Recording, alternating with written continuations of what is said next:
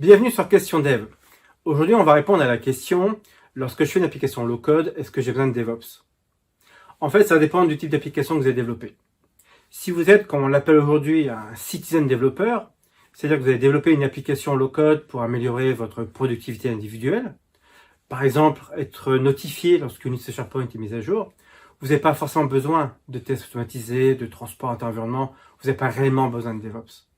Par contre, plus votre application devient critique, plus votre application devient ce qu'on appelle une application d'entreprise, plus le besoin de DevOps est important, voire indispensable.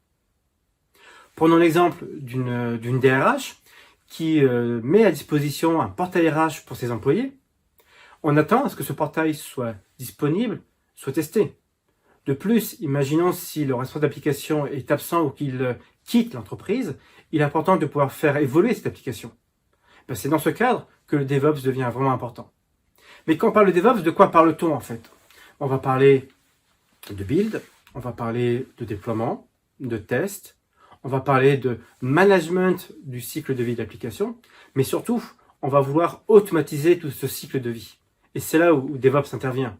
C'est là où on va essayer d'éviter d'importer manuellement une application. Pour ça, Microsoft a beaucoup investi ces derniers mois sur l'outillage apporté à sa plateforme Power Platform.